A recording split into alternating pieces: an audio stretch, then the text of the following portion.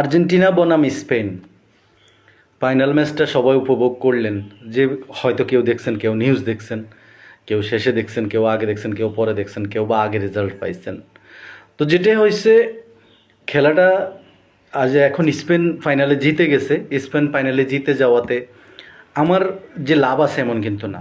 একটা জিনিস লাভ আছে যে স্পেনের যেই এই আপনার উপার্জিত অর্থ এই বিশ্বকাপ থেকে, এই অর্থের কিছু অংশ হলেও অন্তত ফিলিস্তিনের এই মুসলিমরা পাবে, যারা বর্তমানে আপনার যুদ্ধ বিধ্বস্ত, তারা কিছুটা পেতে পারে।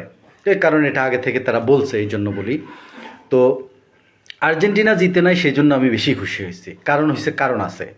দেখেন, বাংলাদেশে দুইটা দলের সমর্থন খুব বেশি, একটা আর্জেন্টিনা আর একটা ব্রাজিল।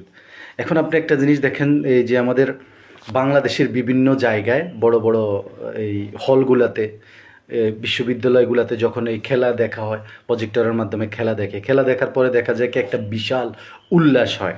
ঠিক আছে, আর্জেন্টিনা যদি জিততো তাহলে সর্বপ্রথম আজকে আমি যে ভিডিওটা বানাইতেছি, স্পেন জিতছে, আমি এই জন্য এখন স্পেনের ফিলিস্তিনের মুসলমান কিছু আর্থিক সহযোগিতা পাবে বা পুরোটাই পাবে আমি জানি না, এটা বড় বিষয় না। বিষয়টা হচ্ছে যে আমি হয়তোবা এটা নিয়ে কথা বলতাম না, বলতাম তখন কি যে আর্জেন্টিনার জয়ের কারণে, জয়ে উল্লাস করতে গিয়ে এই আপনার পা পিছলে পড়ে গিয়ে মাটির নিচে যখন উল্লাস করতেছে, তখন এই মাটির থেকে সে আর উঠতে পারে নাই, সে পায়ে চাপা পড়ে সে মারা গেছে। এরকম ঘটনাগুলো ঘটতো, আপনারা হয়তো বিশ্বাস করবেন। আর যদি আর্জেন্টিনা জিততো তাহলে মনে করেন না, আমরা এই যে এখন ভিডিওটা করছি, ভিডিওটা করার মতো ওই রকম সুযোগ আমরা পাইতামই না। ঠিক আছে, যে আপনার এই ভিডিও না করে হয়তোবা দেখা গেছে রাস্তাতে ওই যে তারা মিছিল নিয়ে বের হয়েছে, হুন্ডা মিছিল, তারপরে আপনার হাতে পতাকা নিয়ে মিছিল, মাথার মধ্যে বেশ বেঁধে মিছিল, মানে মিছিলের কোনো শেষ নাই। ওটার থেকে আমরা মুক্ত হয়েছি, ওটার থেকে আমরা মুক্তি পাইছি। আল্লাহ আমাদেরকে বাঁচাইছে। আল্লাহ যা কিছু করে সব ভালোর জন্যই করে। ঠিক আছে, এবার বেশি হইতো এই জিনিসগুলা, কারণ গত 2022 সালেও যেহেতু আর্জেন্টিনা কাপ নিছে, এইবারও কাপ নিবে। তাইলে এটা হইলে কি হইতো যে তারা পরপর দুইটা কাপ নিয়ে গেছে, চুরি করে নিছে সেটা বিষয় না। ঠিক আছে, চুরি করে নিছে সেটা বড় বিষয় না। তবে একটা কথা মাঝে বলে রাখি যে আজকে যদি সেরকম সুযোগ পাইতো, তাহলে মানে খেলার ম্যাচের মাধ্যমে সেরকম সুযোগগুলো পায় নাই। সেই সুযোগ না পাওয়ার কারণে ওই চুরি করার সুযোগটা আসে নাই। তো যে তারা পরপর দুইটা কাপ নেওয়ার কারণে আজকে বেশি উল্লাস হইতো।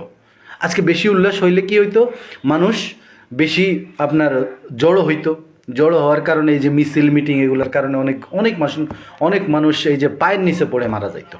এই খবরটা আপনারা হয়তো আর্জেন্টিনা জিতলে শুনতে পাইতেন। এখন আপনারা কি আমার সাথে একমত কিনা এই ব্যাপারে আপনাদের একটা মতামত দিয়ে যাবেন। আর স্পেন জিতছে, স্পেনকে অনেক অনেক অভিনন্দন।